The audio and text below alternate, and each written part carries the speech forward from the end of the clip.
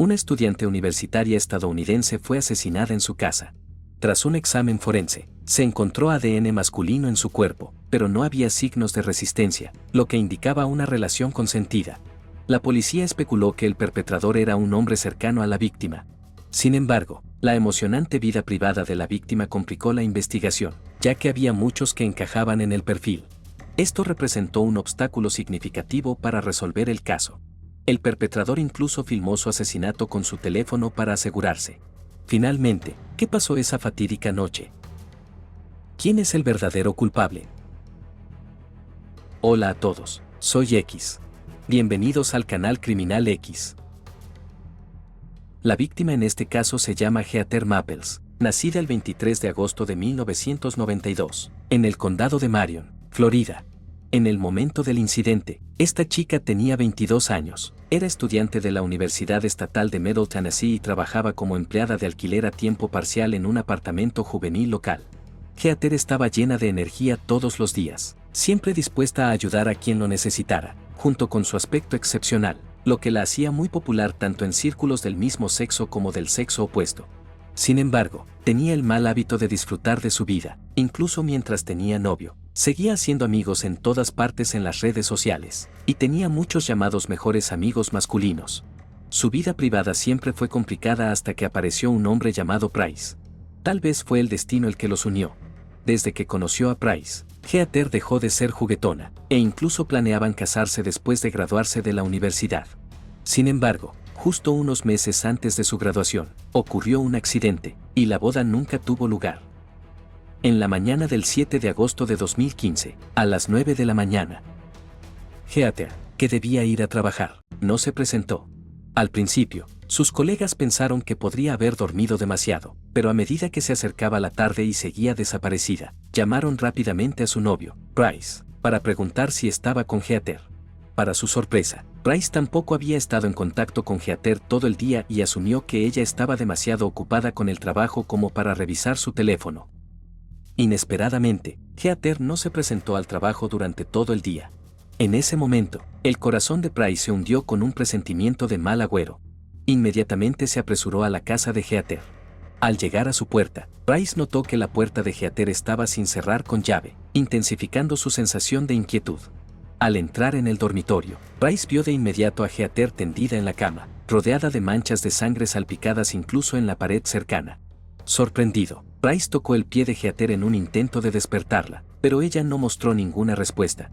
Solo sintió un toque frío y se dio cuenta de que su novia podría haber sido asesinada.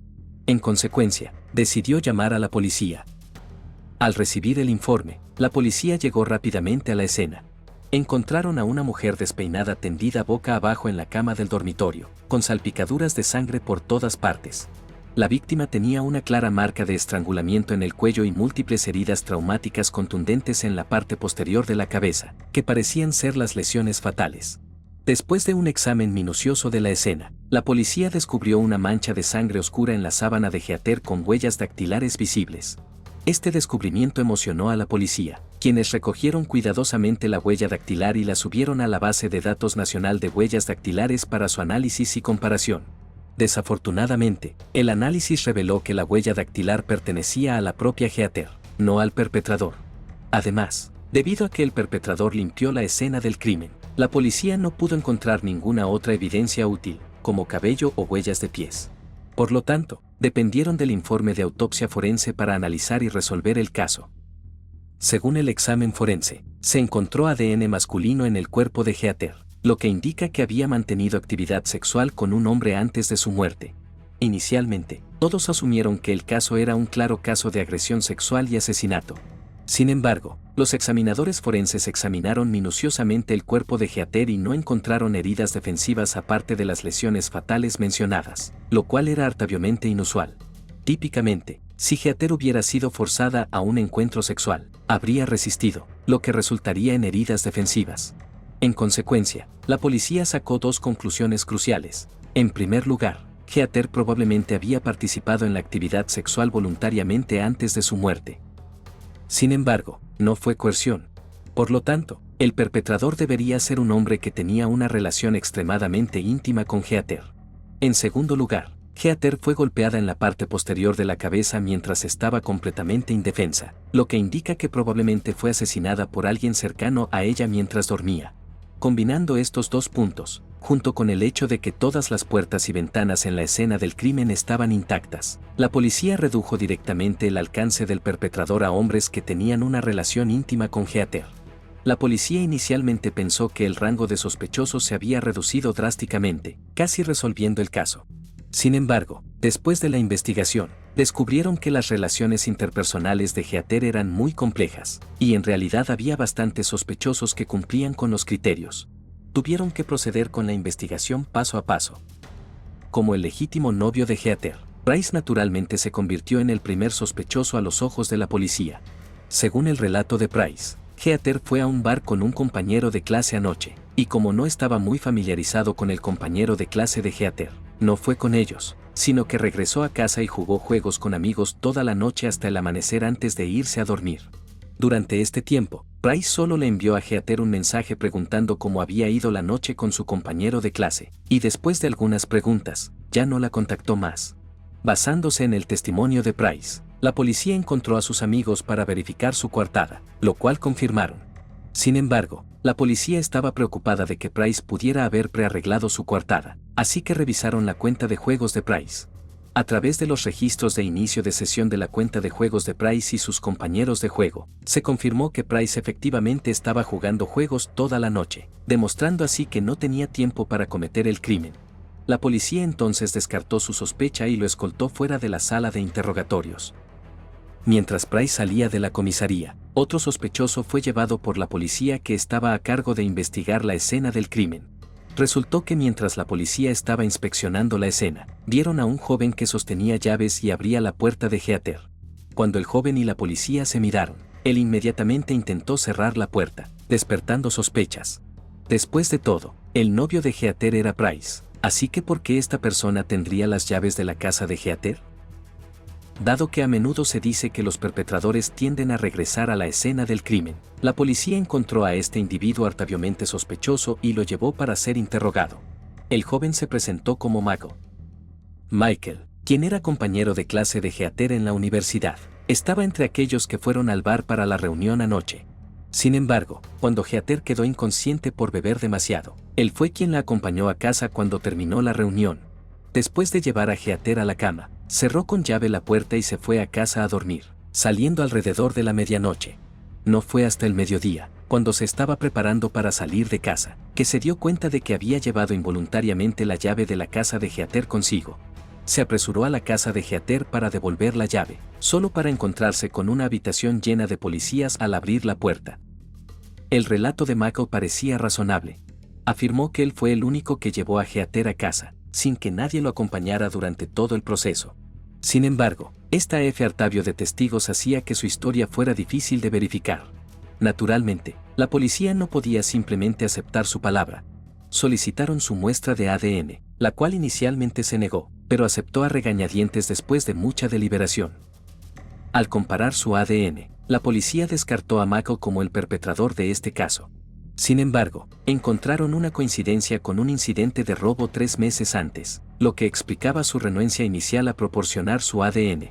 En consecuencia, Michael fue arrestado por el robo pero exonerado de sospechas en este caso. Aunque la participación de Michael en el asesinato de Heather fue descartada, la investigación arrojó hallazgos significativos. Según el relato de Michael, había cerrado con llave la puerta al salir de la casa de Heather. Sin embargo, cuando la policía llegó, encontraron la puerta sin cerrar con llave. Esto descartó la posibilidad de que el perpetrador hubiera entrado debido a que Michael no cerró la puerta. Una investigación adicional de los registros telefónicos de Heather reveló un mensaje enviado a las 2:23 am en la noche del incidente. Fue la última actividad telefónica de Heather, dirigida a un hombre llamado Artavio, pidiéndole que viniera. A pesar de la Artavio de respuesta de Artavio, la naturaleza del mensaje sugería una relación íntima entre ellos. Esto presentó un nuevo sospechoso y explicó por qué la puerta de Heather quedó abierta. Debería ser que después de que Heather enviara el mensaje a Artavio, ella abrió la puerta con anticipación para esperar su llegada. En consecuencia, la policía llevó de inmediato a Artavio a la comisaría para ser interrogado. Al llegar a la comisaría, Artavio cooperó bien con las autoridades, respondiendo a todas las preguntas de manera pronta. Sin embargo, cuando se le preguntó sobre su relación con Heather, se puso nervioso y solo confesó después de confirmar repetidamente que ni Price ni el actual novio de Heather estaban presentes en la comisaría. Artavio explicó que él y Heather habían sido amantes secretos, ambos teniendo sus propias parejas y solo comunicándose cuando era necesario. Aunque recibió el mensaje de Heather la noche del incidente, él estaba con su novia en ese momento y no fue. A pesar de su explicación, la policía permaneció sospechosa, ya que este tipo de relaciones no convencionales a menudo llevan a contradicciones significativas. Por lo tanto, la policía solicitó el ADN de Artavio, a lo que él accedió fácilmente. Al compararlos, el ADN de Artavio no coincidió con el ADN encontrado en el cuerpo de Heather, exonerándolo como sospechoso. Con eso, fue puesto en libertad. Sin embargo, en este caso, había más que solo estos tres posibles sospechosos. A medida que la investigación se profundizaba, la policía descubrió que las relaciones de Heather eran complicadas y oscuras, pareciendo una versión de la vida real del juego Mafia. En medio de la confusión, la policía encontró difícil discernir quién era realmente sospechoso, especialmente considerando la costumbre de Heather de hacer amigos en línea con personas que usan identidades falsas. Como resultado, la policía perdió gradualmente la confianza en resolver el caso, que eventualmente se enfrió y se convirtió en un misterio sin resolver. Sin embargo, 3 años después, un accidente automovilístico inesperado trajo un nuevo giro al caso. El 16 de enero de 2018, un oficial de policía estaba de patrulla cuando escuchó un fuerte ruido desde atrás. De repente, su automóvil fue chocado por detrás, pero afortunadamente, el impacto no fue grave. El oficial no sufrió lesiones significativas, solo algunos rasguños. Salió del coche de policía para ver quién se atrevía a seguir de cerca al vehículo policial, solo para encontrar al conductor del coche trasero mirando desorientado, con mejillas sonrojadas, pareciendo estar intoxicado. Al ver esto, el oficial no se molestó en hacerle una prueba de alcoholemia y llevó inmediatamente a la persona a la comisaría para una prueba de sangre. Tras la prueba, se encontró que la concentración de alcohol en sangre de la persona era de 0.11%, muy por encima del límite legal para conducir bajo los efectos del alcohol. En consecuencia, la policía planeó detener a la persona una vez que se sobriara. Sin embargo, durante el periodo de espera, la policía recibió una alerta de la base de datos de ADN indicando una coincidencia con un caso de homicidio de 3 años atrás, confirmando la conexión con el caso de Heather. Sin demora, la policía comparó los registros de ADN, que mostraron una coincidencia del 99.99% con el fluido corporal masculino encontrado en la escena del crimen de Heather. La persona, llamada Brandon Bowling, también era estudiante en la Universidad Estatal de Middle Tennessee. Al ser interrogado sobre Heather, Brandon negó repetidamente conocerla, aunque su comportamiento parecía poco natural, indicando un intento de ocultar la verdad. La policía luego preguntó sobre las actividades de Brandon en la noche del 6 de agosto de 2015. Él afirmó haber estado bebiendo con un amigo en un bar llamado Lonely Gentleman hasta alrededor de las 2:00 am. Luego fueron a un restaurante a comer hasta alrededor de las 5:30 am, después de lo cual se separaron. La policía verificó rápidamente el relato del amigo de Brandon, confirmando que salieron del restaurante a las 3:45 am. Sin embargo, no pudieron dar cuenta del paradero de Brandon después de eso. Obviamente, Brandon había estado mintiendo todo el tiempo. Esto significaba que no tenía coartada para esa noche en absoluto.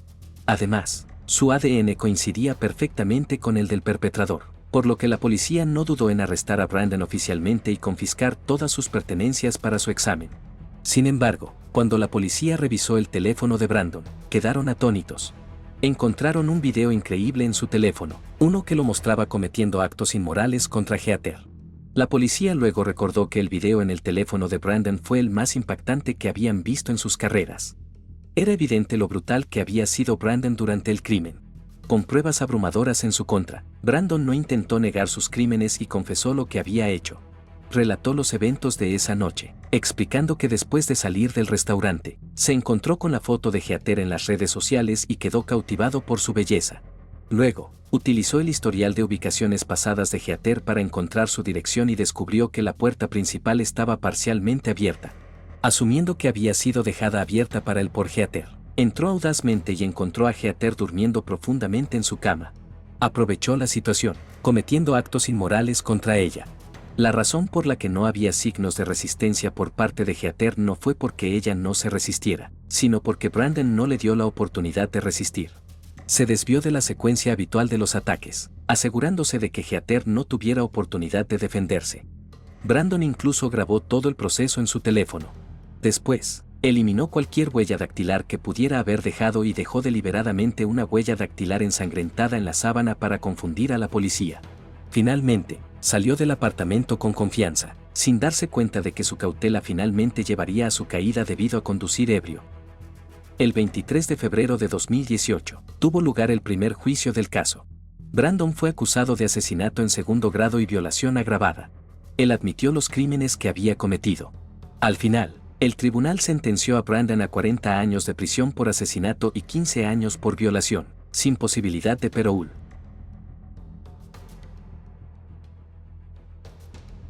El 20 de junio de 1989, a las 3:25 am, la estación de policía de Collingwood en Canadá recibió una llamada de auxilio. Una mujer, hablando con una voz extremadamente débil, informó que había sido atacada y suplicó ayuda a la policía. Aunque el operador no pudo ver la escena, era evidente por la débil voz de la mujer que sus heridas eran graves, como si pudiera fallecer en cualquier momento.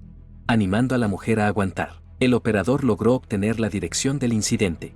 Sin embargo, justo cuando el operador estaba a punto de preguntarle a la mujer quién la había atacado, la línea se quedó repentinamente en silencio. Inmediatamente, se contactó a los oficiales de patrulla cercanos para investigar. Desafortunadamente, la policía llegó un paso demasiado tarde. Para cuando llegaron, la mujer ya había sucumbido a sus heridas. Yacía sin vida en el sofá de la sala de la casa, completamente desnuda, con una herida en el pecho y otra en la espalda sangrando profusamente, indicando la causa de su muerte. Junto al cuerpo había un auricular telefónico abandonado, con el operador aún gritando el nombre de la víctima al otro lado, instándola a no quedarse dormida y a mantenerse consciente. Siguiendo el rastro de líquido rojo en el suelo, la policía se dirigió al dormitorio de la víctima, donde encontraron un par de gafas de sol y una de las zapatillas de la víctima, ambas manchadas de rojo. El dormitorio también estaba empapado en rojo, indicando que era la escena del crimen principal. Según el análisis forense, es probable que la víctima haya sido objeto de agresión masculina no cortante, con heridas de puñaladas en el pecho delantero que perforaron su corazón y heridas en la espalda que alcanzaron su columna vertebral. Esto sugiere que la víctima estaba paralizada en el momento del ataque. En consecuencia, ella se arrastró a la sala de estar para pedir ayuda usando sus manos, pero el esfuerzo aceleró la pérdida de sangre, lo que finalmente llevó a su fallecimiento. Al examinar la escena, la policía descubrió que la ventana de la cocina estaba abierta y el alféizar de la ventana estaba desordenado, lo que sugiere que el perpetrador entró en la habitación desde allí. Además, fuera de la ventana, la policía encontró un tomate aplastado, lo que indica que había sido pisado. El tomate tenía manchas de sangre, lo que lo implicaba aún más en la escena del crimen. Es muy probable que el perpetrador lo dejara accidentalmente al entrar en la habitación. Sin embargo, aparte de esto, la policía no encontró ninguna evidencia biológica relacionada con el perpetrador en la escena, como huellas dactilares, datos de ADN, etc. Por lo tanto, tuvieron que buscar otras direcciones para resolver el caso. A través de entrevistas con residentes cercanos, la policía supo que la fallecida se llamaba Debbie Timlock, tenía 33 años en el momento del incidente, era una madre soltera común con una hija de 6 años a la que le gustaba esquiar y navegar. Sus amigos la describieron como una mujer hermosa y gentil que se llevaba muy bien con todos a su alrededor. Esto demuestra que la posibilidad de que esta mujer tenga enemigos no es alta. Por lo tanto, la policía categorizó temporalmente el caso como un crimen sexual. A continuación, veamos qué hizo Debbie antes del incidente y con quién se encontró. Según las investigaciones policiales, la noche del 19 de junio de 1989, la noche anterior al incidente, Debbie y sus amigos fueron a un restaurante llamado Kelsey para una reunión. Según los amigos que estaban con Debbie esa noche, casi todos los asistentes eran mujeres y todos solo salieron a beber alcohol. Nadie bebió alcohol durante todo el tiempo y la fiesta terminó alrededor de las 11 de la noche. Con todos yendo a casa. En ese momento, todos vieron a Debbie conduciendo sola a casa y no se encontraron individuos sospechosos siguiéndola. Dado que casi todas las personas que asistieron a la reunión con Debbie esa noche eran sus amigos cercanos, la policía, después de preguntar sobre la situación esa noche, les preguntó hipotéticamente a cada uno de ellos quién creían que era más probable que fuera el perpetrador. Inicialmente, la policía solo estaba probando su suerte, pero inesperadamente, los amigos de Debbie dieron unánimemente el mismo nombre, Ron Osborne. Según los amigos de Debbie había salido con Ron durante un tiempo hace 3 años. Sin embargo, Ron fue arrestado por contrabando y llevado al tribunal local. Durante el juicio, bajo presión de todas partes, Debbie tuvo que testificar que Ron había pasado 2 meses en un carguero antes de ser capturado. Precisamente fue el medio de transporte utilizado por Ron para el contrabando. Por lo tanto, basándose en el testimonio de Debbie, el tribunal envió fácilmente a Ron a prisión. Sin embargo, en ese momento, el tribunal solo condenó a Ron a menos de 3 años. Para este momento, según el cálculo del tiempo, Ron debería haber sido liberado de la cárcel. Por lo tanto, los amigos de Debbie sospechaban que Ron podría haber guardado rencor contra Debbie por esta razón y eligió vengarse de ella. Después de todo, Ron conocía muy bien la dirección de la casa de Debbie.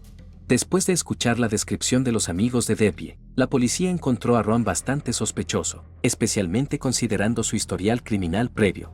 La posibilidad de que él fuera el perpetrador era muy alta. Así que la policía inmediatamente comenzó una investigación sobre él. Sin embargo, la policía rápidamente descartó a Ron como sospechoso porque poco después de ser liberado de prisión, fue arrestado nuevamente. Por lo tanto, el día del asesinato, todavía estaba en prisión y no podría haber cometido el crimen. Posteriormente, la policía comenzó a visitar a los vecinos de Debbie uno por uno y obtuvo otro posible sospechoso de ellos, llamado James Brown. Según los vecinos de Debbie, este James había expresado su amor por Debbie varias veces, pero a Debbie no le gustaba, así que rechazaba sus avances cada vez. Normalmente, una persona se rendiría después de ser rechazada varias veces, pero James no lo hizo. Su obsesión por Debbie había alcanzado casi un nivel alarmante, así que la esperaba afuera de su casa casi todos los días después del trabajo, lo que hacía que Debbie se sintiera extremadamente incómoda. Fue solo recientemente que James se mudó de allí, y esta situación disminuyó gradualmente. Por lo tanto, los vecinos creían que James podría haberse enfurecido debido a su amor no correspondido y haber regresado para reclamar a Debbie por la fuerza, lo que finalmente llevó a la tragedia. Al enterarse de esto, la policía inició inmediatamente una investigación sobre James y descubrió que tenía 23 años en ese momento. Era un luchador que alguna vez fue una esperanza olímpica, apenas perdiendo la oportunidad de representar al país. Solo desde esta perspectiva, James no parecía ser el tipo de persona que cometería un crimen. Sin embargo, a medida que la policía continuaba investigando, descubrieron un problema. James había sido condenado previamente por múltiples delitos, incluyendo agresión, robo y allanamiento de morada, y había frecuentado la cárcel como resultado. Obviamente, no era un ciudadano íntegro. Por lo tanto, James fue llevado inmediatamente para ser interrogado en la comisaría de policía. Durante el interrogatorio, James negó haber matado a Debbie y afirmó que ni siquiera estaba en la ciudad la noche del incidente. En cambio, se alojaba en un motel en las afueras. También afirmó que fue atacado por una persona no identificada debido a que estaba borracho esa noche, lo que hizo que perdiera el conocimiento. Cuando se despertó, se encontró tirado en la carretera, señalando los arañazos en su cara como evidencia del ataque. Sin embargo, dada su complexión, la policía tenía muchas dudas sobre su testimonio. James medía al menos 190 centímetros de altura y pesaba 300 libras, con hombros anchos y puños grandes. La policía no podía imaginar quién se atrevería a atacar a un hombre tan grande, y mucho menos a noquearlo de un solo golpe.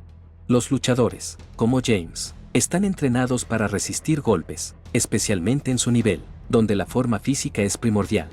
Era muy improbable que una persona común pudiera noquearlo de un solo golpe.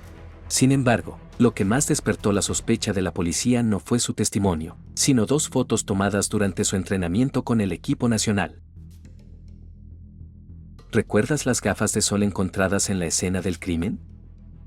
La policía descubrió que el tamaño de estas gafas de sol era mucho más grande que la circunferencia de la cabeza de Debbie, y Debbie nunca usaba gafas de sol, por lo que la policía concluyó que las gafas de sol debían haber sido dejadas por el perpetrador.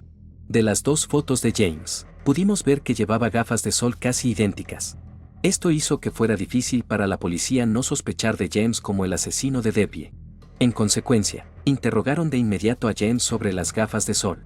Según James, él tenía un par de gafas de sol antes, pero las perdió accidentalmente mientras bebía unos días antes y no las había encontrado desde entonces. Lo que pasó fue que perdió esas gafas de sol en la época del incidente de Debbie. ¿No es esto demasiado coincidente? Por lo tanto, la explicación de James no solo no logró disipar las sospechas de la policía, sino que también las profundizó. Sin embargo, debido a que tales gafas de sol eran productos comunes en ese momento, probar la conexión entre las fotos y las gafas de sol encontradas en la escena del crimen era una tarea difícil. Obtener pruebas concluyentes contra James resultó ser extremadamente difícil.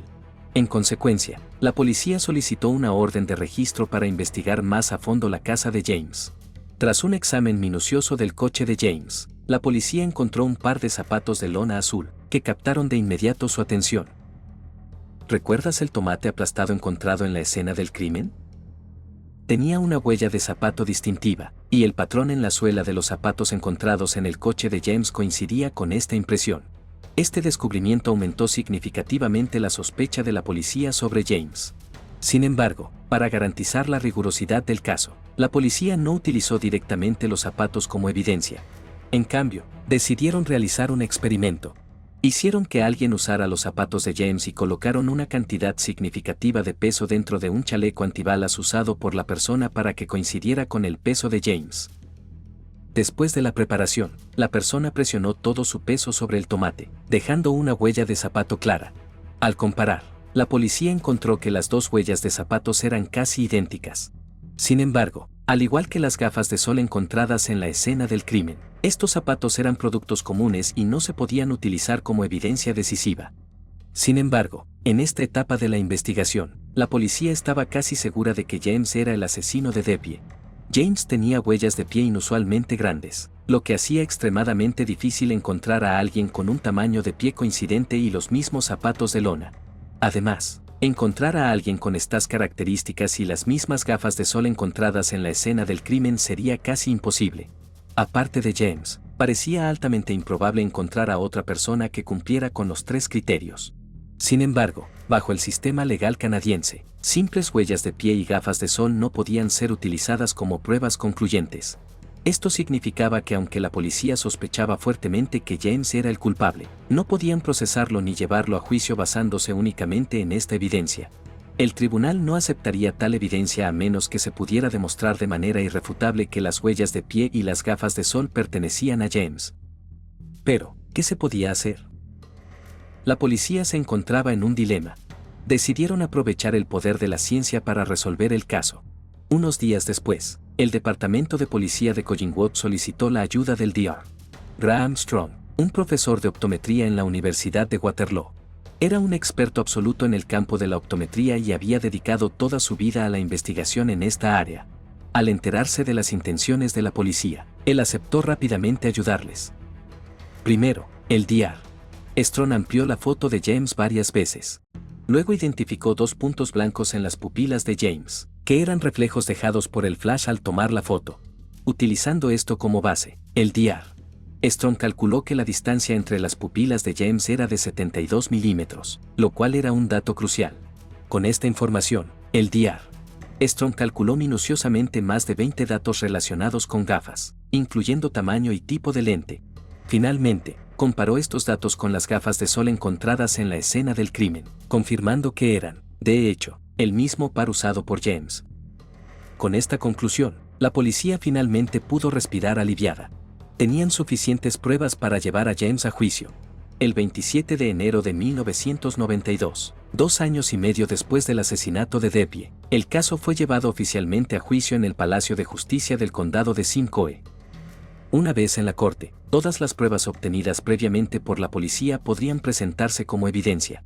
Cuando se combinaron, estas pruebas dejaron poco margen para dudar de la culpabilidad de James. Sin embargo, él aún intentó defenderse, afirmando que había consumido mucho alcohol esa noche y no podía recordar muchas cosas, especialmente los detalles del crimen. Solo recordaba haber entrado a la casa de Debbie y herirla antes de desmayarse en su auto, despertándose para encontrarse allí. Su intención al hacer tales declaraciones estaba clara: esperaba clemencia por parte del tribunal. Sin embargo, la fiscalía no le dio esta oportunidad a James. Basados en las diversas pruebas proporcionadas por la policía y los expertos forenses, habían reconstruido básicamente toda la secuencia de eventos desde la noche del crimen. Según el pronóstico del tiempo para ese día, hacía extremadamente calor. lo que llevó a Debbie a abrir la ventana de la cocina para ventilar antes de irse a dormir. Esa noche, James pasaba por la casa de Debbie y notó la ventana de la cocina abierta. Una idea audaz surgió en su mente, llevándolo a entrar a la casa de Debbie por la ventana de la cocina. Luego se dirigió sigilosamente al dormitorio de Debbie y comenzó a participar en actos inmorales. Sin embargo, Debbie resistió ferozmente, enojando a James. Luego sacó un cuchillo que tenía consigo y atacó a Debbie. Al ver a Debbie al borde de la muerte, James la dejó fríamente a su suerte y huyó inmediatamente del lugar. La fiscalía argumentó que aunque James pudo haber estado intoxicado esa noche, su conciencia debió haber estado muy clara. De lo contrario, no habría podido golpear con precisión áreas vitales con el cuchillo. Además, Debbie no murió inmediatamente después del ataque. Fue la decisión de James de dejar a Debbie morir por su cuenta lo que fue crucial para causar su muerte. Después de 6 horas de deliberación, el jurado declaró por unanimidad a James Brown culpable de asesinato y lo condenó a cadena perpetua sin posibilidad de libertad condicional durante al menos 25 años. En su opinión, ¿la sentencia para este asesino es adecuada? Por favor, comente a continuación, antes de llegar al tercer caso horrible aquí mismo.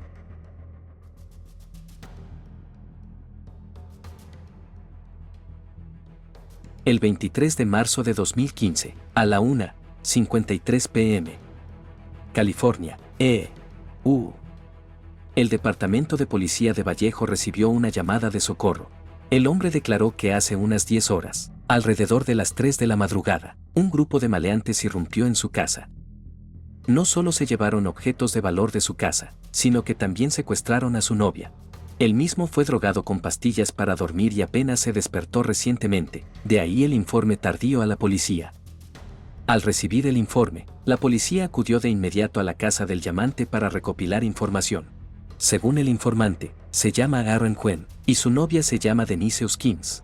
A eso de las 3 a.m. de hoy, él y su novia estaban durmiendo en la cama cuando de repente una luz brillante iluminó sus caras, acompañada por una voz que los urgía a despertarse rápidamente. Al abrir los ojos, vieron a 4 ladrones que les aseguraron que no les harían daño siempre y cuando cooperaran. Aaron notó que todos estaban vestidos de negro de pies a cabeza, lo que les hacía imposible ver sus caras o el color de su cabello. Solo pudo discernir por la piel alrededor de sus ojos que todos eran blancos. Los ladrones hicieron que Aaron se acostara en la cama y le dieron a Denise una brida para atar las manos de Aaron detrás de su espalda. Después de que Denise terminara de atarlo, los ladrones también la hicieron acostarse en la cama y le ataron las manos detrás de la espalda. Luego, los ladrones se pusieron cada uno un par de gafas químicas con cinta negra para asegurarse de que Aaron y Denise no pudieran ver nada, y también les pusieron auriculares con cancelación de ruido para evitar que escucharan algo. Exigieron a Aaron y Denise que revelaran sus PIN de tarjetas bancarias y contraseñas de correo electrónico, amenazándolos con desfigurarlos y darles descargas eléctricas si se negaban a cumplir. Temiendo por sus vidas, Aaron y Denise no tuvieron más remedio que cumplir. Después de unos 20 minutos de silencio, Aaron escuchó a uno de los ladrones decirle que iban a secuestrar a su novia Denise y exigirle un rescate de $2 millones en 48 horas. También le advirtieron que no intentara llamar a la policía, ya que instalarían cámaras en su casa y rasgarían la nota de rescate si detectaban algún intento de denunciar el crimen. Después de hacer la amenaza, uno de los ladrones abrió la boca de Aaron y le dio 2 pastillas para dormir. Aunque Aaron intentó mantenerse despierto, no pudo resistir los efectos de las pastillas para dormir y pronto se quedó dormido. Al despertarse, revisó su casa y se dio cuenta de que su coche, la computadora y las tarjetas bancarias con efectivo habían desaparecido por completo. Así que inmediatamente tomó su teléfono y envió un mensaje de texto a su hermano, que trabaja en el FBI, sobre el incidente y le preguntó si debería escuchar a los ladrones. Pero su hermano todavía le aconsejó que contactara a la policía. Por lo tanto, después de mucha vacilación, Aaron finalmente marcó el número de emergencia. Sin embargo, después de escuchar el relato de Aaron, la policía no preguntó por los detalles de los ladrones. En cambio, sintieron que Aaron mismo era más sospechoso. Esto se debía a que tan pronto como la policía entró en la casa de Aaron, olieron lejía y encontraron la habitación muy limpia, nada parecida a la escena de una invasión domiciliaria. Así que parecía más una escena que había sido limpiada después de un asesinato. Y si realmente era como Aaron decía, ¿cómo se atrevía a llamar a la policía bajo la vigilancia de las cámaras de vigilancia? ¿No tenía miedo de que los ladrones rasgaran la nota de rescate de verdad? Cuanto más pensaba la policía en ello, más sospechaban. Así que realizaron un examen muy detallado de la casa de Aaron y finalmente encontraron una pequeña cantidad de sangre en sus sábanas. Después de las pruebas de ADN, se confirmó que esas pocas gotas de sangre pertenecían a Denise. Por lo tanto, la policía especuló que era muy probable que Aaron estuviera en la escena del asesinato de Denise. Así que la policía lo llevó de vuelta a la comisaría para un interrogatorio intenso. No encontramos ningún rastro de los ladrones en tu casa. Eres la única persona que sospechamos, le dijeron a Aaron. Posteriormente, la policía le pidió a Aaron que se sometiera a una prueba del polígrafo. Como era de esperar por la policía, Aaron falló la prueba del polígrafo. Por lo tanto, la policía intensificó su interrogatorio. El oficial interrogador le dijo a Aaron: sé que no lo hiciste a propósito. Es posible que hayas matado a Denise sin querer, pero solo si me dices dónde está Denise ahora, puedo ayudarte. La policía intentó persuadir a Aaron para que confesara de esta manera, pero Aaron no se conmovió en absoluto. Insistió en que no mató a Denise y se negó a responder más sobre el asunto. Al ver la actitud decidida de Aaron, la policía no tuvo más remedio que decidir localizar primero el cuerpo de Denise. Sin embargo, justo 3 días después del incidente, el 25 de marzo de 2015, ocurrió algo inesperado. El 25 de marzo de 2015, la policía recibió una llamada informando que alguien acababa de ver a Denise en la playa de Huntington en California. En ese momento, ella se dirigía hacia la casa de su padre. Al escuchar esta noticia, la policía quedó completamente sorprendida. Parecía lógico que Denise hubiera sido asesinada por Aaron. Entonces, ¿cómo podía aparecer de repente ilesa en Huntington Beach? Para verificar la autenticidad de esta información, la policía se dirigió inmediatamente a la casa del padre de Denise. Al abrir la puerta, vieron a Denise sentada en el sofá, llorando. Este descubrimiento sorprendió mucho a la policía. Aaron en realidad no había cometido el asesinato. Pero si ese fuera el caso, ¿cómo se podrían explicar las manchas de sangre en la casa? ¿Y cómo logró Denise escapar? Después de todo, Aaron no solo llamó a la policía, sino que también no pagó el rescate como le indicaron los secuestradores. ¿Por qué los secuestradores liberarían a Denise sin dañarla? Con estas preguntas en mente, la policía comenzó a interrogar a Denise. Según Denise, después de ser secuestrada esa noche, sus secuestradores nunca la atacaron. Sorprendentemente la trataron bastante bien, proporcionándole comida y bebida y siendo muy educados. Sin embargo, las manos de Denise todavía estaban atadas y no le quitaron las gafas, solo le quitaron los auriculares. Después de 2 días de contacto, la niña estimó que los 4 secuestradores parecían disciplinados y educados, a diferencia de personas sin educación. Cuando se le preguntó por qué los secuestradores la liberaron ilesa, Denise dijo que les había hecho la misma pregunta y ellos respondieron que no había necesidad de hacerle daño ya que eso no justificaría un rescate y podría empeorar la situación si los atrapan. Como Denise aún no les había visto la cara, liberarla no suponía un riesgo importante. Entonces, en un cruce, desataron a esta chica, le quitaron las gafas y le dejaron solo la cinta adhesiva en la boca. Luego, Denise corrió a casa después de quitar la cinta. La policía notó que durante todo el interrogatorio, Denise se mantuvo tranquilo, como si estuviera narrando la experiencia de otra persona, lo cual parecía normal dadas las circunstancias de su secuestro. Además, si los secuestradores realmente eran tan educados como Denise describió, ¿por qué se involucrarían en actividades ilegales? Claramente, algo estaba mal, lo que llevó a la policía a creer que había más en este caso. Debería ser un montaje planeado por Denise y Aaron.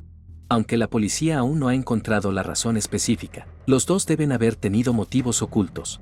Así que la policía comenzó a recopilar pruebas de los crímenes de Denise y Aaron. Al ver que estaban a punto de ser llevados a juicio, Denise contrató de inmediato a un abogado y admitió que había ocultado algo a la policía, pero afirmó tener razones para ello. Según Denise, mientras la niña era secuestrada, los secuestradores la violaron 2 veces y grabaron todo el proceso, amenazando con que si Denise no cumplía con sus demandas luego de irse, publicarían el video en internet. Sintiéndose impotente, Denise mintió a la policía. Al enterarse de esto, el abogado informó de inmediato a la policía, pero no creyeron en la versión del abogado y optaron por volver a interrogar a Denise. Después de 2 días de interrogatorio, la policía concluyó con un 99% de certeza que Denise había estado mintiendo todo el tiempo. Sin embargo, En ese momento, un periodista de un periódico local recibió un correo electrónico extraño que afirmaba representar al grupo responsable del secuestro de Denise y admitir el crimen. El correo electrónico incluso mencionaba proporcionar fotos de la escena del secuestro, pero se negaba a rendirse. Al leer el correo electrónico, el periodista lo reportó de inmediato a la policía. Sin embargo, después de volver a leer el correo electrónico, la policía se rió con desprecio, diciéndole al periodista que obviamente era un plan organizado por Denise y Aaron para exonerarse, y que la carta era demasiado falsa. Si el periódico quería tratar el correo electrónico como una broma y publicarlo, podían hacerlo. En consecuencia, el periódico publicó el correo electrónico junto con los comentarios de la policía en la edición del día siguiente. Poco después, Denise y Aaron recibieron docenas de mensajes de texto de sus familiares y amigos, instándolos a dejar de jugar. Pero los dos permanecieron imperturbables, aferrándose a su historia de que no estaban detrás del caso de secuestro y afirmaron que fueron incriminados. Sin embargo, no pudieron proporcionar ninguna pista sobre los secuestradores. Por otro lado, la policía, incapaz de encontrar ningún motivo para el secuestro fingido por los dos, se encontró en un callejón sin salida en el caso, arrastrándose y arrastrándose. No fue hasta 2 meses después que ocurrió un giro inesperado de los acontecimientos. En las primeras horas de la mañana del 5 de junio de 2015, 2 meses y medio después del incidente, el Departamento de Policía de Dublín en California recibió una llamada de un hombre mayor. El llamante informó a la policía que él y su esposa fueron despertados por una luz brillante mientras dormían. Descubrieron que varios ladrones habían entrado en su casa, afirmando que solo querían dinero e instruyeron a la pareja para que no resistiera, sino que se acostara en la cama. Mientras los ladrones intentaban atar las manos del esposo, él repentinamente luchó, ganándose tiempo para hacer una llamada a la policía. En ese momento, todavía estaba luchando contra los ladrones, esperando que la policía llegara pronto. Cuando los detectives de Dublín se apresuraron a la casa del llamante, no pudieron evitar recordar el sensacional caso de secuestro en el hogar ocurrido 2 meses antes. Las descripciones dadas por el llamante coincidían notablemente bien con la descripción inicial de Aaron: ser despertado por una linterna alrededor de las 3 de la mañana, los ladrones operando en grupo y su intención de atar las manos de las víctimas. Era difícil para los detectives no vincular los dos casos. Al llegar a la casa del llamante, encontraron la puerta principal abierta y a un hombre mayor sentado en el escalón con una lesión en la cabeza, jadeando por aire. Explicó que los ladrones escucharon a su esposa haciendo la llamada de emergencia y huyeron, dejando algunos de sus objetos. Entre estos estaba un teléfono celular. Al interrogar a la pareja de ancianos, los detectives recibieron respuestas similares a la cuenta inicial de Aaron. Los ladrones estaban todos vestidos de negro, cubriendo todo su cuerpo con firmeza, sin dejar huellas dactilares o cabello, y sus rostros no eran visibles. Cuanto más escuchaban los detectives, más sentían las similitudes con el caso de Aaron. Por lo tanto, decidieron investigar el teléfono celular dejado por los ladrones. Usando los registros de seguimiento de la señal del teléfono, la policía localizó a una pareja de ancianos que vivían en las afueras. Afirmaron que el teléfono pertenecía a su hijo, Matthew. Por lo tanto, la policía fue inmediatamente a la casa de Matthew basándose en las pistas. Aquí, encontraron muchos elementos extraños, incluyendo gafas de esquí negras, guantes de plástico, cámaras de vigilancia, restricciones de cremallera, botellas vacías de pastillas para dormir y una computadora. Tras el examen, la policía descubrió que esta era la misma computadora que había desaparecido originalmente de la casa de Aaron. Sin dudarlo, la policía arrestó a Matthew y comenzó a interrogarlo. Matthew Mueller, de 38 años en el momento del incidente, un ex veterano del Cuerpo de Marines con numerosos honores y ahora abogado especializado en derecho de interés público, confesó los crímenes durante el interrogatorio sin vacilación. Admitió haber planeado el robo y secuestro de Denise, afirmando que su motivo no era realmente el dinero, sino buscar emoción en la vida. Por lo tanto, cuando se enteró de que la policía creía erróneamente que él era la víctima y estaba investigando el caso de secuestro, envió de inmediato un correo electrónico al periódico para continuar el juego y hacer que la policía lo investigara a él. Desafortunadamente, nadie creyó sus palabras. El 30 de septiembre de 2016, el caso de robo con invasión de hogar de Matthew Mueller llegó a juicio.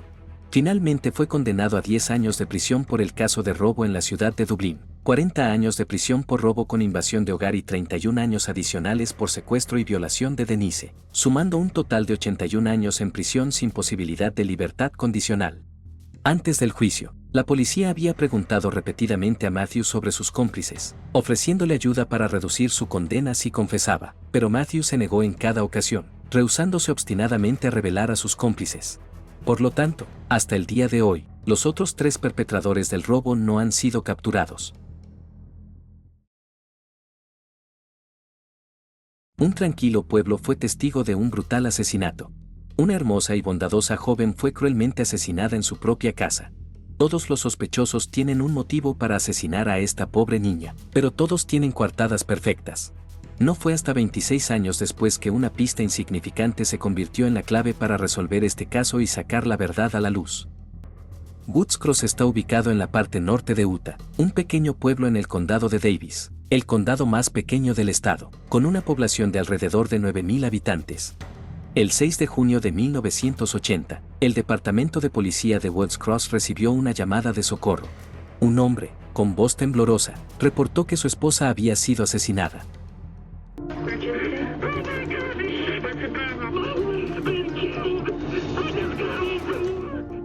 El despachador se alarmó por el tono ronco del hombre, considerando que Woods Cross tenía una reputación de larga data en cuanto a seguridad pública, sin homicidios durante más de 30 años. El oficial Clarence Montgomery, después de recibir la llamada, se apresuró a la escena del crimen. Era una estructura de madera ubicada en las afueras de Woods Cross. Montgomery entró en la casa y se dirigió al dormitorio de la víctima, donde encontró a una mujer tendida en el suelo al lado derecho de la cama. Llevaba puesta una camiseta de manga larga y ropa interior roja, con uñas rotas, abrasiones en los muslos internos y pies, rasguños y marcas alrededor del cuello, indicando signos de estrangulamiento. La estimación preliminar de la hora de la muerte fue temprano el 6 de junio. El dormitorio estaba en desorden, con objetos dispersos en el suelo cerca de la cama. 3 barras decorativas de cobre en la cabecera de la cama estaban rotas, y toda la cama mostraba signos de deformación. Era evidente que la víctima había opuesto una resistencia significativa. Montgomery luego inspeccionó otras áreas de la casa. La puerta no estaba dañada y los objetos domésticos estaban ordenadamente colocados, sin mostrar signos de robo o allanamiento. Parecía ser un asesinato premeditado dirigido a la víctima. Montgomery habló con la persona que reportó el incidente, el esposo de la víctima, Steve Strahm. La investigación continuó con interrogatorios. Steve parecía visiblemente angustiado, con sus emociones al límite mientras le relataba a Montgomery que la víctima era su esposa, Karen Strahm, de 25 años. Steve trabajaba en una fábrica mecánica y tenía el turno de noche ayer, saliendo de casa alrededor de las 11:30 p.m. después de cenar con Karen. Regresó a casa del trabajo alrededor de las 8 de la mañana al día siguiente para descubrir que su esposa había sido asesinada. Mientras las autoridades continuaban investigando la escena, también dieron la trágica noticia a la familia de Karen. Coco Saltzgiver, la hermana de Karen, tenía 20 años en ese momento y quedó choqueada al enterarse del asesinato de su hermana mayor. Karen era la persona más importante en la vida de Coco. Karen Strahm, nacida en 1954 en Bountiful, Utah, justo al este de Woods Cross, era la mayor de 3 hermanos, con un hermano menor y Coco, que le llevaba 5 años. Sus padres se divorciaron temprano y Karen y Coco vivían con su padre, quien más tarde volvió a casarse. Karen era extrovertida, de rostro dulce e inteligente, siempre cuidando de su hermana menor desde que eran niñas. En 1973, a los 19 años, Karen se casó con Steve. Se conocieron mientras Karen estaba en la escuela secundaria, siendo Steve un año mayor. A pesar de su apariencia ruda, Steve era tranquilo y de buen corazón. Durante los siguientes 7 años, Karen trabajó en el departamento de contabilidad mientras Steve trabajaba en la fábrica mecánica. A través del trabajo duro, lograron comprar casas tanto en North Salt Lake City como en Woods Cross. Karen también tenía un Camaro amarillo-verde, su color favorito. Su vida iba cada vez mejor, pero Coco sabía que había un lado inquietante en el matrimonio de su hermana. Steve tenía problemas con la bebida y, cuando estaba borracho, era una persona completamente diferente, irritable y volátil. Coco había visto a Steve regañar a Karen y, a veces, notaba moretones en el rostro de Karen que estaban ocultos por el maquillaje. Como resultado, Coco despreciaba cada vez más a su cuñado. 3 meses antes del asesinato de Karen, su relación dio un giro. Después de una acalorada discusión, Karen finalmente había tenido suficiente y decidió divorciarse de Steve. Coco apoyó totalmente la decisión de Karen, creyendo que Karen encontraría a alguien que realmente la amara. Steve se sentía arrepentido por sus acciones una vez obvio, esperando que Karin lo perdonara. Nunca imaginó que ella sería asesinada. La primera sospecha de Coco fue Steve. Incluso sin el testimonio de Coco, la policía investigaría al esposo de la víctima, pero ahora Steve estaba bajo un escrutinio mayor. Por lo tanto, la policía interrogó a Steve. Steve les dijo que efectivamente él y Karin estaban pasando por un divorcio 3 meses antes. Karin había solicitado el divorcio y se había mudado, pero él creía que aún se amaban, atribuyendo sus problemas a su alcoholismo. Esperaba salvar su matrimonio, así que llamó a Karin en su aniversario de bodas, pidiéndole que regresara por unos días para hablar las cosas. Inicialmente, Karin se negó pero eventualmente aceptó. La noche antes del incidente, cenaron juntos, después de lo cual Steve se fue a trabajar. Trabajó toda la noche en la fábrica y regresó a casa después de su turno, usando su llave para entrar. Eso es todo lo que Steve afirmó saber, pero parecía que no estaba revelando todo porque Coco informó a la policía que Karin tenía un nuevo pretendiente poco después de mudarse llamado Bob Binerler. Bob tenía un trabajo más respetable y era muy atento con Karin. Steve estaba al tanto de esto, y Coco creía que Steve invitó a Karin de vuelta por celos y posteriormente la mató. La policía entonces simuló un escenario donde Steve tuvo un mal desempeño en una prueba de detector de mentiras debido a los nervios, pero negó rotundamente ser el culpable. Cuando le preguntaron cómo el perpetrador entró en la casa ya que la puerta no estaba forzada, Steve mencionó a algunas personas, amigos tanto suyos como de Karin, a quienes Karin probablemente les habría abierto la puerta.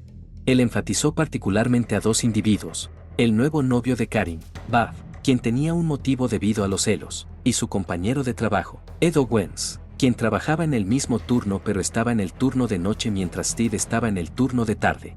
Steve finalmente admitió saber sobre la existencia de Bob pero negó cualquier participación en el asesinato. Alrededor de las 4 de la tarde hasta la medianoche, en el momento del incidente, cuando Steve fue a relevar a Owens para su cambio de turno, no vio a Owens, lo que parecía poco plausible. La policía estaba escéptica sobre el relato de Steve, así que visitaron la fábrica donde Steve y Owens trabajaban. El supervisor de Steve y Owens proporcionó los registros de asistencia, que mostraban que ambos estaban trabajando en el mismo turno. El horario laboral de la fábrica era turno de día de 9 de la mañana a 5 de la tarde, turno de tarde de 4 de la tarde a medianoche, y turno de noche de medianoche a 8 de la mañana. Desde la medianoche hasta las 8 de la mañana del 6 de junio, Steve estaba de hecho en su estación de trabajo, pero Owens no había regresado a su puesto después de la cena, pasadas las 8 de la noche, lo que coincidía con la descripción de Steve. Confirmar la precisión de los registros de asistencia no fue difícil porque la duración en la que cada turno podía producir flechas era más o menos fija. Combinado con los testimonios de otros compañeros de trabajo de Steve, se verificó que la coartada de Steve era genuina.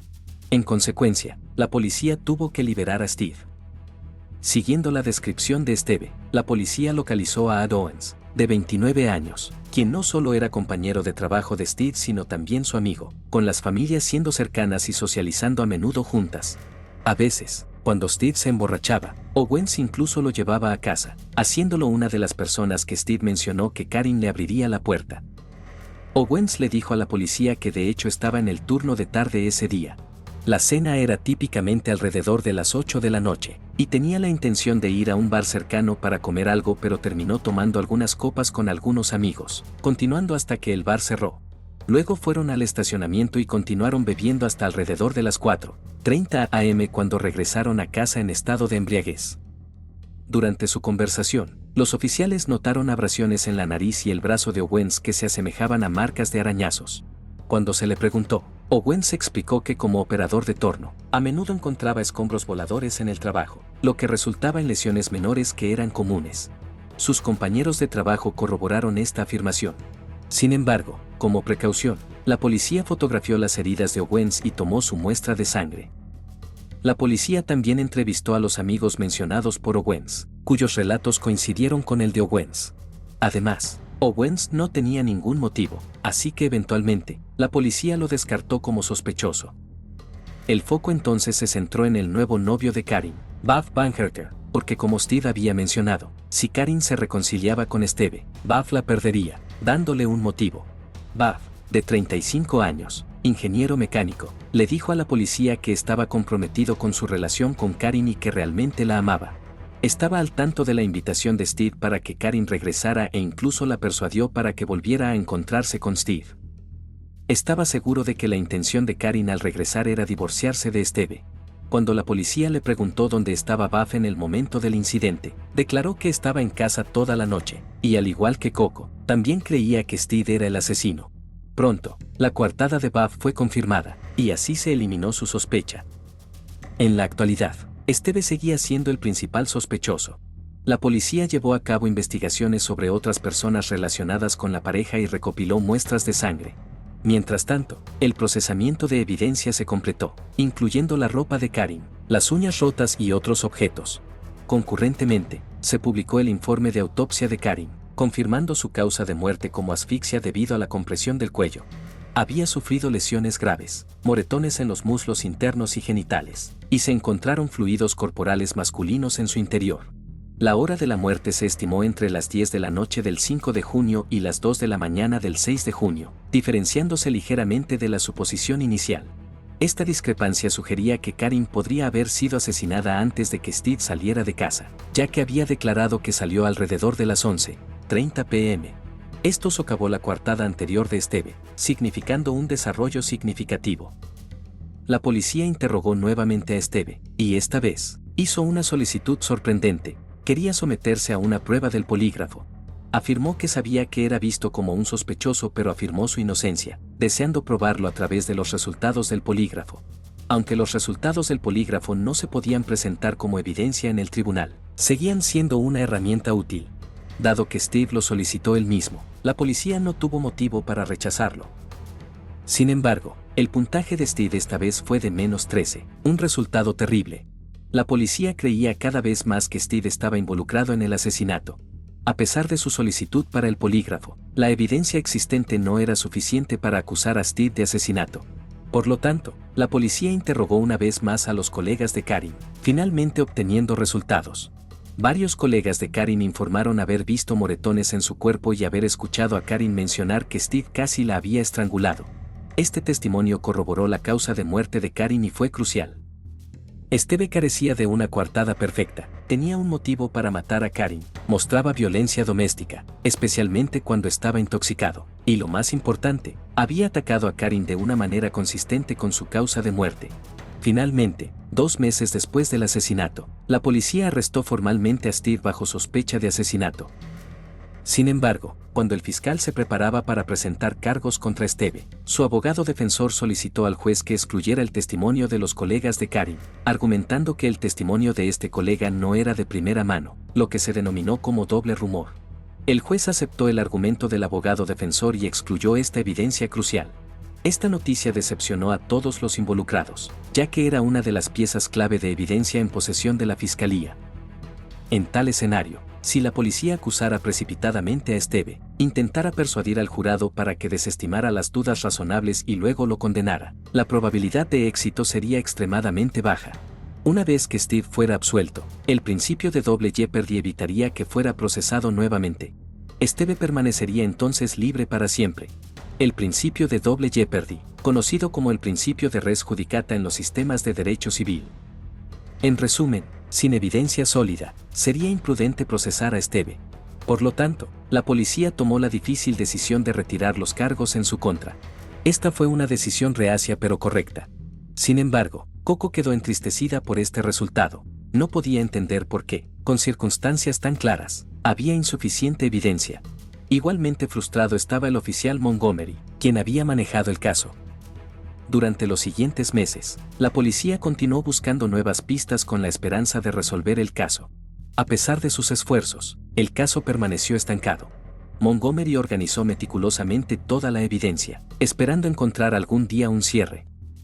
En junio de 1981, la investigación del caso se vio obligada a detenerse, convirtiéndose en un caso frío. En los años siguientes, Coco llamaba frecuentemente a la comisaría para preguntar sobre cualquier progreso en el caso de su hermana mayor, pero las respuestas siempre dejaban a Coco decepcionada y llena de preguntas sobre cómo el asesino podría escapar a la justicia. Más de 20 años después, en 2005, el oficial Montgomery se retiró, aún preocupado por el caso. Fue sucedido por el sheriff Brad Benson, quien, durante la transición, fue recordado repetidamente por Montgomery sobre el caso frío de hace más de 20 años. Coco continúa con sus consultas anuales en la comisaría, impulsada por la persistencia de Coco y los recordatorios de Montgomery que hacen que Benson se interese especialmente en el caso. Se postuló ante sus superiores para ver si la investigación del caso de Karin podría ser reabierta. Debido a que las técnicas forenses han avanzado significativamente, su solicitud fue aprobada rápidamente. Benson transmitió esta noticia a Coco, quien estaba extasiada de finalmente tener esperanza nuevamente. Gracias a la cuidadosa preservación de todas las pruebas por parte de Montgomery, Benson las examinó meticulosamente, esforzándose por encontrar un avance. Su enfoque inicial fue en las uñas de Karin, una tarea imposible hace años pero ahora factible gracias a los avances en la ciencia forense. Los resultados del laboratorio del examen de las uñas fueron emocionantes, contenían el ADN de Steve. Además, hubo una coincidencia inesperada de ADN perteneciente a Ed Owens. Este descubrimiento innovador indicaba que si bien era algo esperado encontrar el ADN de Steve bajo las uñas de Karin, Owens no debería haber tenido ningún contacto físico con ella. Para garantizar la precisión, la policía examinó nuevamente los fluidos corporales extraídos de Karin en ese momento. Benson confirmó una vez más una coincidencia entre la muestra de ADN y Owens, convirtiéndolo en el principal sospechoso. Owens había estado en la lista de sospechosos años atrás, pero fue eliminado debido a una coartada. Sin embargo, con el tiempo, la policía localizó a amigos que habían estado con Owens en el bar esa noche y los interrogaron, pero no pudieron proporcionar una respuesta definitiva sobre su paradero. Además, al revisar fotos de lesiones en las manos y la cara de Owens, vagamente recordaron a alguien preguntándole sobre esas heridas, a lo que Owens supuestamente las atribuyó a jugar con mascotas, contradiciendo lo que les había dicho a la policía inicialmente. Con estas pistas, la policía comenzó a buscar a Owens, ahora de 56 años, quien vivía con su esposa en Falls Church, Virginia. Benson llamó a Owens, solicitando su cooperación, y Owens aceptó pero no se presentó a la hora acordada. Al llamar nuevamente a la casa de Owens, su esposa informó a la policía que Owens había dejado una carta de despedida antes de desaparecer. Al enterarse de esto, la policía revisó los registros bancarios de Owens, que revelaron que había cruzado la frontera hacia México. Las personas inocentes no abandonarían a sus familias y huirían en este momento, profundizando la sospecha contra Owens. En consecuencia, la policía inició una investigación adicional sobre Owens. En 1980, la policía había revisado el historial criminal de Owens, pero solo dentro del alcance de Utah. Esta vez, accedieron a la base de datos nacional, que reveló que Owens había sido arrestado en California en 1973 por intento de asesinato pero no fue condenado. En consecuencia, la policía creyó aún más que Owens era el perpetrador del asesinato de Karin. El Tribunal Federal emitió una orden de arresto para Owens, causando una mezcla de alegría y confusión para Coco y Montgomery, quienes siempre habían creído que el asesino era Steve. Benson, habiendo obtenido la orden de arresto, llamó a la madre de Owens, aconsejándole que si no querían que la foto de Owens saliera en los canales de noticias, debería regresar de México. Esto también ayudaría en el juicio. El 13 de marzo de 2007, Owens apareció, regresando a Utah y llegando al departamento de policía de Woods Cross. Benson lo interrogó, y Owens parecía preparado, habiendo contratado a un abogado y respondiendo cautelosamente las preguntas. Sin embargo, 2 días después, el fiscal acusó formalmente a Owens de asesinato. Sin embargo, ocurrió un giro durante el juicio cuando la defensa de Owens señaló que todas las pruebas solo sugerían contacto sexual entre Owens y Karin, no necesariamente asesinato. Describieron su relación como un asunto extramarital, sugiriendo que sus interacciones fueron consensuadas e implicando así la inocencia de Owens. Con esta duda razonable de la defensa, junto con el enfoque inicial en Steve por parte de la fiscalía, se encontraron en desventaja. Sin embargo, a diferencia de hace 26 años, la fiscalía ahora tenía más pruebas, y Benson estaba decidido a no rendirse. Se enfocó en Karin una vez más y eventualmente encontró pistas sutiles en su ropa interior roja, que se asemejaban a pequeñas gotas, que resultaron ser sangre de Owens después del análisis de laboratorio. Además, al examinar cuidadosamente las fotos de las lesiones de Owens, los expertos forenses concluyeron que no eran consistentes con la sangre salpicada de hierro, ya que no había signos de quemaduras típicamente asociadas con salpicaduras de alta temperatura. Estas nuevas pistas indicaban actividad no consensuada, contradiciendo las afirmaciones previas de Owens. En el tribunal, la policía describió los eventos del crimen. Owens, sabiendo que Steve estaba en el turno de noche y Karin estaba en casa, fue al bar durante la cena. Luego dejó el ruidoso bar para ir a la casa de Steve. Inicialmente pretendía agredir a Karin, pero enfrentó una fuerte resistencia, lo que finalmente resultó en su asesinato. La evidencia encontrada en Karin se convirtió en la prueba más fuerte contra Owens. El juez permitió que Coco hablara en el tribunal, donde Coco expresó cómo Owens le había quitado todo lo querido.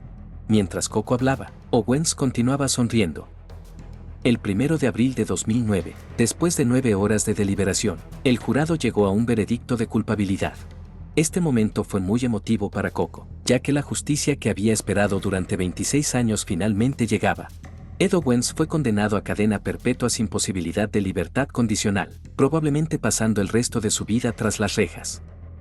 El caso del asesinato de Karen Strong y la eventual captura de Ed Owens enseñan una lección crucial sobre la importancia de la perseverancia y la adaptación en la búsqueda de la justicia. A lo largo de más de 2 décadas, las autoridades enfrentaron desafíos significativos y obstáculos legales, pero nunca se rindieron en su búsqueda de la verdad. La justicia puede llegar tarde pero nunca falta. Así que la historia de hoy ha terminado y gracias a todos por su atención. Así que hoy terminaron 3 casos.